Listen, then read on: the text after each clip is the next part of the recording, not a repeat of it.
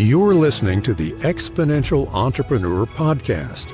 This is the podcast for ambitious entrepreneurs who understand that exponential business growth isn't achieved through traditional business tactics alone, but through personal development, the ultimate leverage point to scale businesses beyond conventional limits.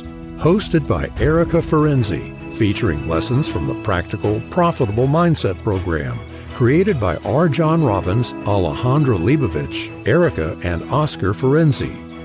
And here's your host, Erika Ferenczi. Hello, everyone. So today we have a very special guest on the podcast. Her name is Kristina Wilson. She is the founder and managing attorney of Q Legal. Her practice focuses on general counsel services, real estate, business law, and working closely with investors, developers, business owners, especially on acquisitions, development, contracts, compliance, and ongoing legal strategy. Prior to launching Q Legal, Kristina served as an associate and deputy general counsel for Trump Desser Development, where she managed legal operations for hundreds of entities and worked on real estate projects, including the Porsche Design Tower, Residences by Armani Casa, and several large mixed-use developments in South Florida. She also brings a strong background in business and finance, which allows her to deliver practical solutions and solutions-driven legal advice. Kristina grew up in Georgia, in Atlanta. She moved to Miami in 2004 and has been a Canes fan ever since. She also, if this was not enough, she also played Division I college tennis and enjoys to this day staying active, traveling, and spending time with her dog, Mia. Her favorite drink being a margarita on the rocks with no salt, please. Welcome to the show, Kristina. It is such a pleasure to have you here. Well, that was a mouthful. Thanks for having me. You're welcome. I mean, there's so much to say about you. I am super excited about this interview. I've known you for probably close to 8 years now. And it's been quite a journey, right? Quite a journey. And I remember the very first time that I spoke to you and she told me a little bit about your background and tennis and a lot of the things that you have had to kind of rise from, the challenges that you've experienced. I was like, oh my goodness, it's such a pleasure to be working and talking with just like a force of nature, which I think is what you are. And it is such a pleasure because it's a beautiful force of nature in the sense there's a lot of people that are disruptive with their force, but you don't do that. You create and you bring things up and you're always wanting to help and cheerful and all of that. And that's why it's so amazing to have you on the show. So how did you go from, Division I tennis player to becoming a lawyer, having your own law firm and so on? It's interesting when you get introduced for something like this and you kind of like hear that, because I'm always looking forward as a business owner and as an entrepreneur. I'm looking where, the vision, it's in the future. And I really don't take very much time to kind of look backwards and kind of, on occasion, when I have to like maybe prep for something like this, I'll be like, okay, I got to talk about my journey. And then I'm just kind of like, ooh, okay, it's been a lot. It's a lot. But, I think, I think that summary kind of, it was pretty solid. I'll throw in some extras. I did play Division I college tennis. I was the only American on my team for all 4 years. So I had a Turkish coach and people from all over the world. We were a very diverse group those 4 years and just kind of welcoming them to my culture and my country. And, again, we were playing college sports and it's all about teamwork and it's all about gelling as a team. And I think I learned so much from that experience. Not only did I completely change as a human, but it's made me a better business owner because we all come from different backgrounds. We're all dealing with different struggles. We're from different countries and different upbringings and everything. We got different stuff going on in our lives. Looking back, I just think those experiences of playing college sports and just sports throughout my entire life really like kind of instilled in me certain values and certain just like tactics or like routines that I needed to set to like help me in business. I think they're very transferable. not only into running a business and starting a business and dealing with all those challenges, but also with things that, like staffing and dealing with employees of, different backgrounds and things going on as well. So, yeah. Yeah. Yeah, absolutely. What you said reminded me how much when I'm interviewing people for a position, it's like, give me an athlete every single time, I'll take it over somebody who is not, right? Because it is that mindset, it is that discipline, it is that, I guess, ability to keep coming back and fight again after mistakes, after defeat, after failures, that makes a huge difference. And then I think Michael Jordan said something along the lines. It's like, I've lost 44% of all of the points, and how much, like, that's what life is, right? Like, we win some, we lose some, and the ability to be able to stand again each time after what we deemed a failure, that really is just like kind of failing forward and moving forward. What are your thoughts on that? The first thing that popped in my mind is something I often repeat to myself, and I think it's like a Japanese proverb of fall down 7, stand up 8. And I have used that in my life in some form or another. It may not have been that proverb, but when I first heard that, I was like, that's it right there. It's fall down 7, stand up 8. I'm always going to get back up. But now I think that proverb, that saying, fall down 7, stand up 8, means something different to me, because I'm older. I've gone through more things in different aspects of my life, and it's applicable everywhere. And I've really come to the understanding, probably during the last 7 to 10 years of my life, that, everybody says life's a journey, and I heard it, but I didn't really understand it, or I didn't really feel it.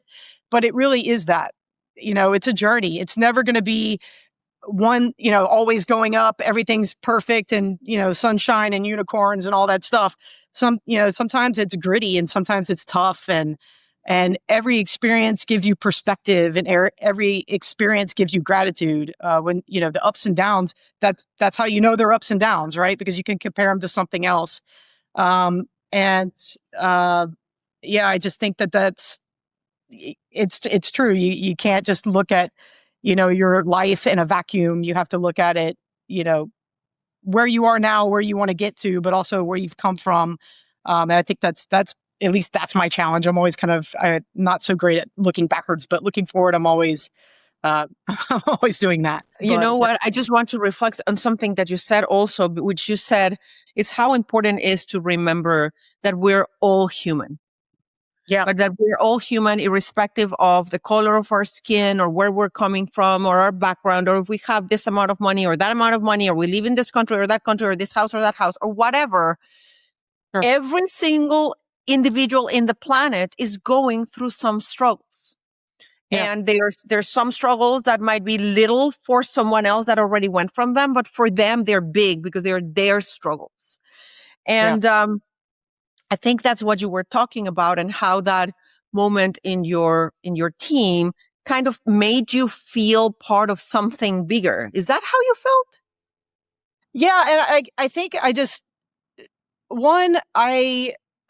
kind of put myself in their shoes too. I think that bonding experience of my teammates coming from their homeland, from their home country, and not having the luxury of having someone kind of, take them around and do all those things, and just how scary that might have been for them, especially when it's a foreign language and they're moving to Alabama. So not only are they struggling with English, they're having to learn Southern English, which was a tough one even for me, actually. I really kind of took that leadership role and making sure they got settled and felt like they were welcome, and they were now part of my unit. We did it, like, that's the great thing about sports, or we're serving in the Army or armed forces or something like that, is you gel. Like, you don't have a choice. Like, you're a unit. You do everything together. You live together, you practice, you have off-court training, you have study hall, you're going to classes together, you're hanging out together. So, this is your tribe. the quicker you can gel as a team, the more successful the team is generally, because you can push each other and, help each other, give each other a boost when they need it. And that was just kind of like the kickoff for me. That's so awesome that you had the privilege to be able to be in a situation like that. And you did that because there's other people who don't do it, right? They see others as competition or as whatever, and they don't help them to get settled and to get integrated into the team. Kristina, when I met you, you were pretty successful. You had a business, but you were in a partnership. And then when I met you shortly after that partnership came to an end, you decided to move away from it and then start your own business. With this new business that you opened, you really crossed the $1 million mark in like a year, something like that. So you made the new business very successful. And yet moving away from that other partnership, it was kind of a down moment in your life. Share with us and the audience how could people think in a moment with whatever is that they've been building for a while is coming to an end and they're going to this new stage. And maybe they have fear, maybe they have whatever. What could help them move on forward faster? Yeah. And look, I'm going to be candid here. You said it very gently. And I envision like one of those like slime balls that the kids play with, like hitting the concrete and it goes splat. Like that's how I would have described myself going through that time period. Because, I was part of a partnership. The partnership ended. My partner and I decided to go different ways. So to me, that was a very challenging time. Yeah. I think it's probably the most difficult thing, time period, not just the business breakup, but I was just going through a lot of personal changes as well. And it really just parts of it caught me off guard. And I think this really is applicable to the people listening because they're going through it may not be a business breakup. It may be a divorce, or maybe they had a child, or maybe they lost a child, or whatever the struggle is, right? Or the challenge is. And I think for me, I just felt like the rug had been pulled out from under me. And that doesn't happen often with me. Because I am very disciplined and I have a plan and I'm pursuing my goals and, like I don't veer off target, I'm not one of those people because I know where I'm going. So for me to feel that way and to be rocked to the core to that extent, I was honestly right around that time period, I was really struggling. Business was going fine, but on the outside, anybody who knew me, my closest friends and my business coaches, quite frankly, were scraping me off the concrete. So, and making sure that I showed up every day. Put yourself back together. I was putting my whole, my life was like fractured and I had to the interesting thing is before that time, even with sports, I'll say I was nervous before a big tennis match or I had a little bit of anxiety, but I had never had a panic attack. I'd never felt depressed. I'd never gone through anything like that to the point where I was like, just questioning everything. Like, oh, is this feeling ever going to go away? What is this? I was just going through it.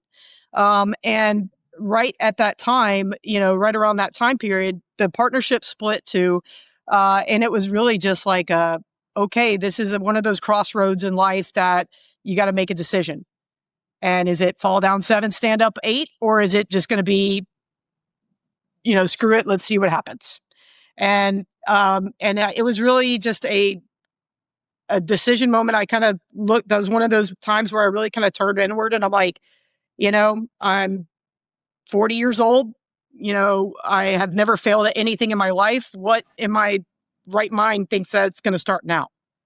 And I made a decision to basically just start step by step. Again, it wasn't where I shut down one business and started the next one. It was all, just on cruise control. It was a ton of work. I was shutting down the prior business and making sure that everything got closed out properly, make sure all the accounts and all the bills got paid and all that stuff to completion. And then at the same time, I was launching a new business. And when I say I started from scratch, I mean, I walked away from that partnership. So everything had to be rebuilt. I started from scratch. The name, the website, every system, QuickBooks, chart of accounts, budget, business plan, all those things, like just every staffing, HR manual. I had to rebuild everything from scratch because I walked away from the last business and left my partner with the infrastructure. So again, I didn't have a lot of time because I had 90 days. But the beautiful thing is, when that happened, not only had I been in HTM with a full C-suite, like I had a COO and a CEO at the time. And I was attending, like just the base foundation, all the different workshops and things like that. But it was fourth quarter of 2021, and I was going live January 1, 2022. So I had 90 days. So I got with my C-suite and I came up with a game plan and a never-ending to-do list. And I said, here we go. And I just started one at a time on that journey, again, rebuilding. What it taught me was that it doesn't matter what happens in life, you can rebuild. And when you go back to rebuild, you're going to come back quicker and stronger, and more focused on what you want and what you don't want. And that lesson taught me that I can rebuild a 7-figure law firm in 90 days. So no matter what happens to this law firm or that law firm or whatever, it can be done. And yeah, I broke the 7-figure barrier in that new law firm in 6 months. Once we had opened, it took me 6 months to break it. But that 90 days period was very crucial because it would have been very easy. And this is one of the things that I wanted to bring up is like, it's so easy to get overwhelmed. It's so easy to throw in the towel. And that's one thing. Right on January 1, 2022 is when PPM first started.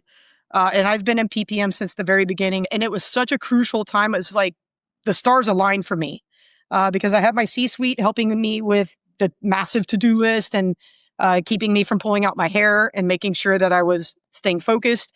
And then I had been on this personal development journey for a while because I was going through things and I was trying to get to the bottom of why and how do I get out of this and how do I attack this? And then PPM came in and it was just like a daily injection of mindset work that I just crucially needed at that time.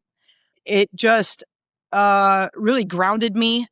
Athletes are creatures of habit. So like I have the same routine every day. My keys are in the same place at my house. I drink the same cup of coffee every morning. I come into work, I put on the PPM, and I'm there, I'm listening. And it just really gave me a sense of stability that I was craving so badly and I needed. And it gave me the component that the coaches, again, mindset work is massive. Every athlete, every powerful CEO, every world leader has a mindset coach.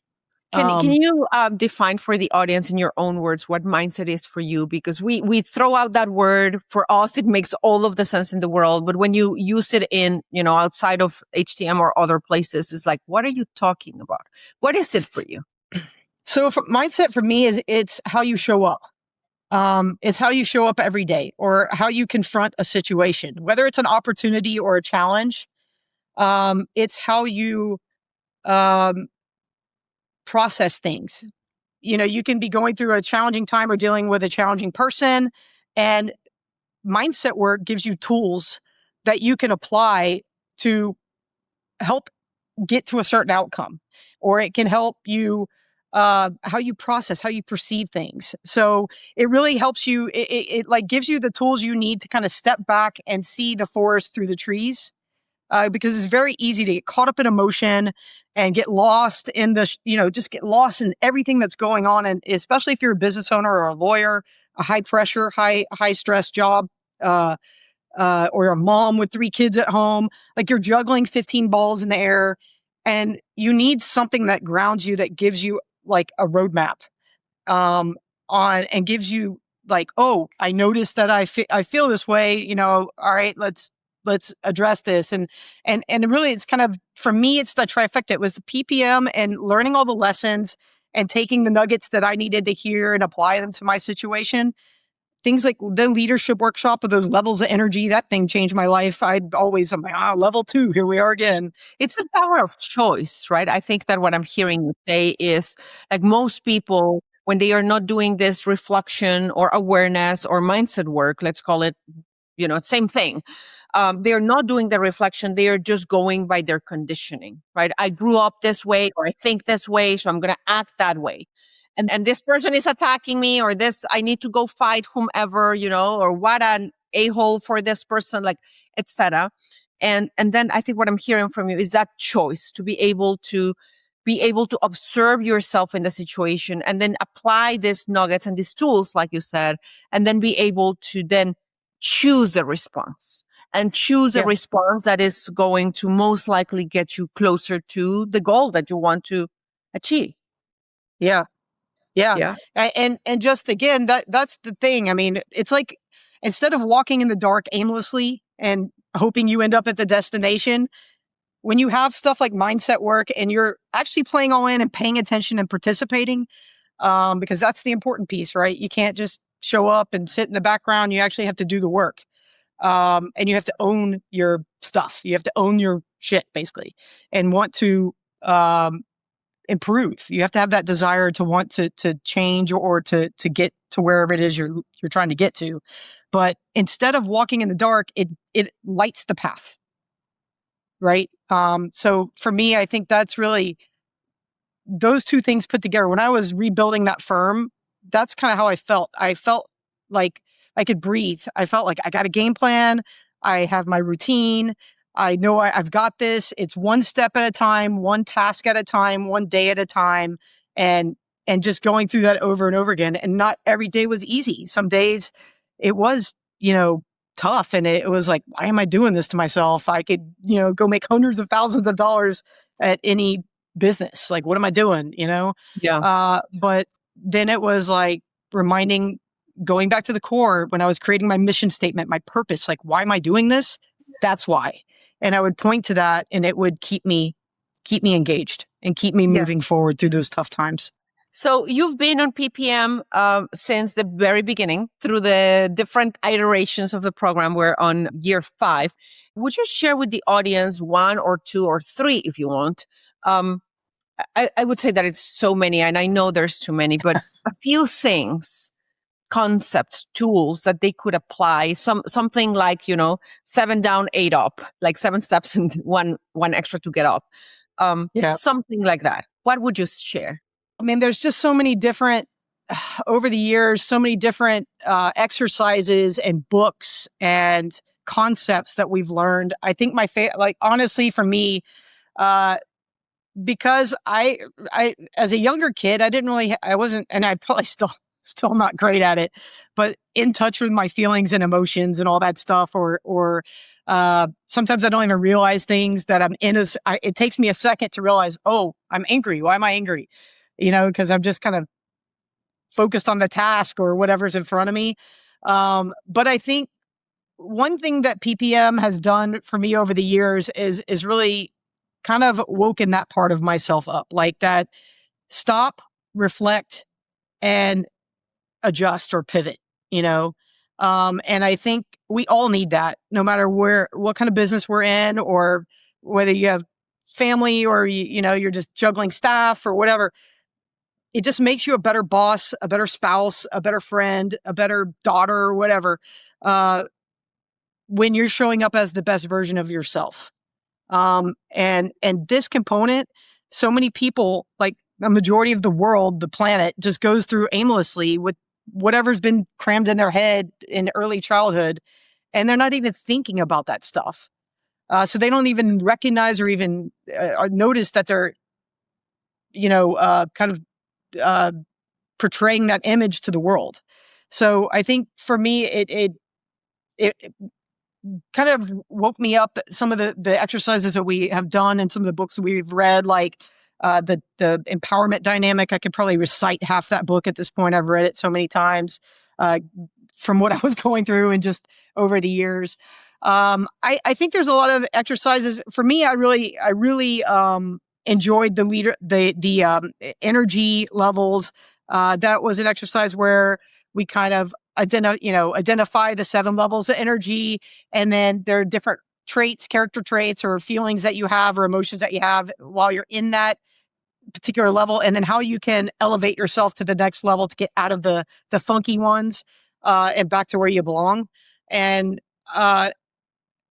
that's just such a tangible, very quick application, practical lesson that's one I've just loved throughout the years. Every time I hear it again, I pick up something different because I'm in a different place or I'm looking for something different.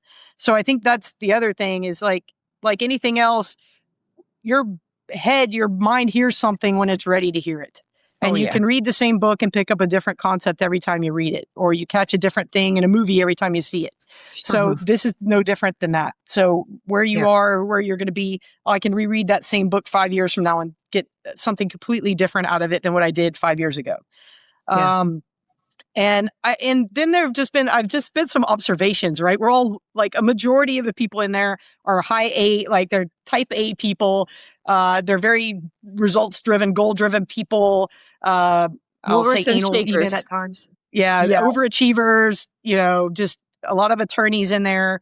And for us at times, it just the simplest of things can feel like it's rattling the snow globe, right? Like putting $1,000 in your wallet and just carrying around. To me, that was not something that triggered me because I'm like, okay, whatever, just $1,000 in my wallet. There it is. But to other people, it kind of really shook them. And they came up with crazy reasons as to why they couldn't do that. Or just something as simple as feng shuiing your office, cleaning up your office. And I'm not one for clutter, but if I had banker's boxes and mounds of paper and all this stuff around me, it weighs on you and it changes how you show up and how you feel.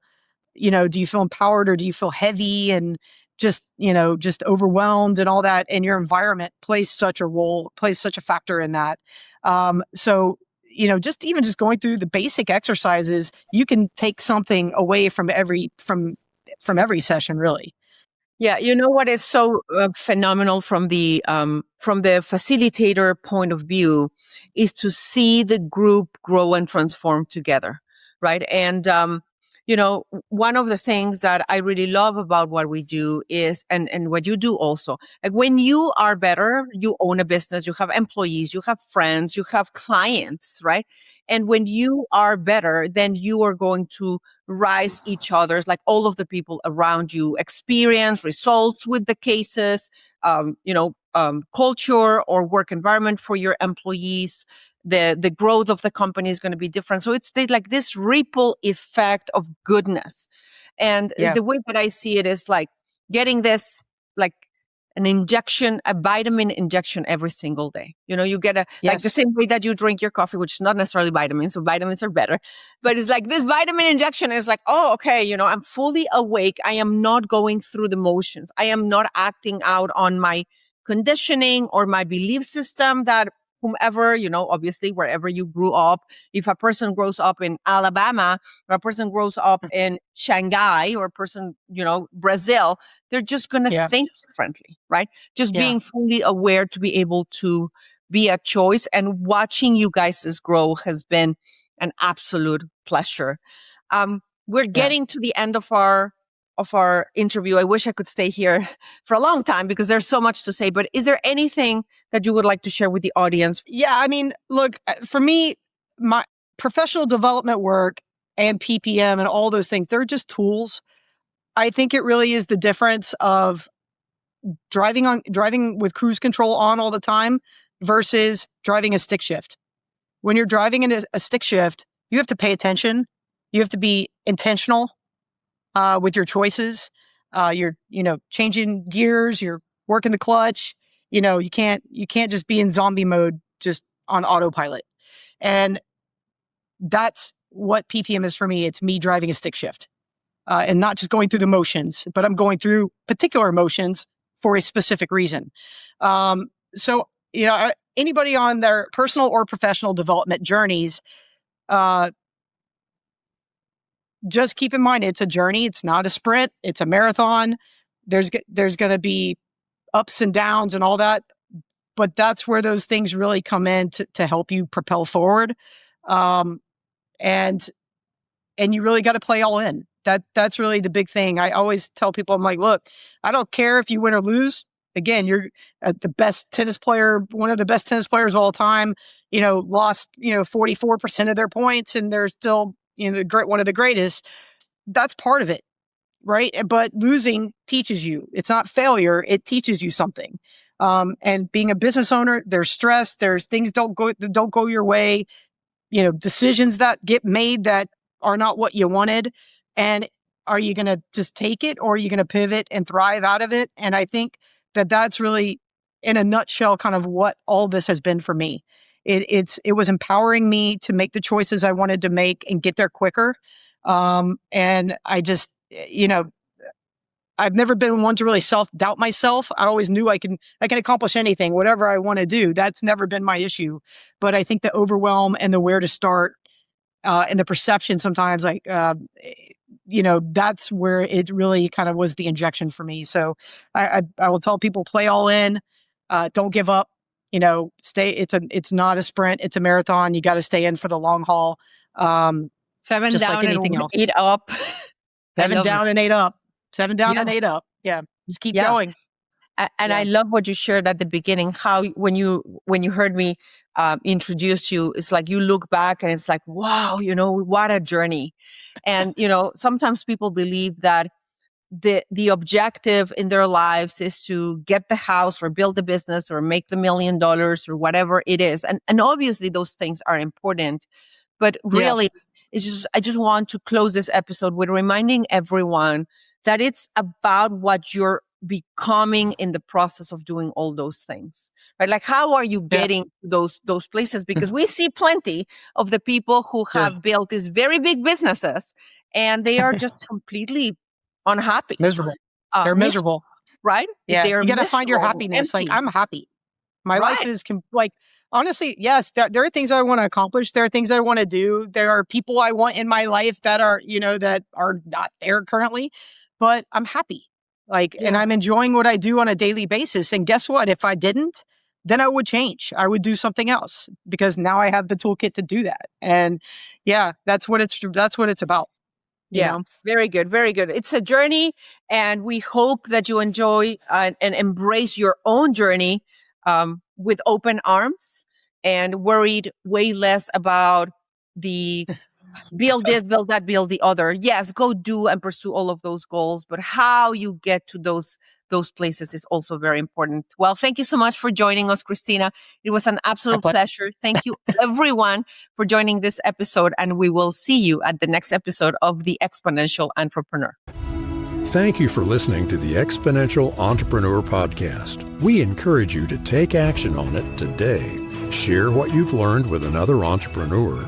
Sign up for our newsletter to get bonus content you won't get anywhere else at exponentialentrepreneur.com, and subscribe to the Exponential Entrepreneur podcast to receive the next episode. Until next time, keep breaking through limiting beliefs and growing exponentially.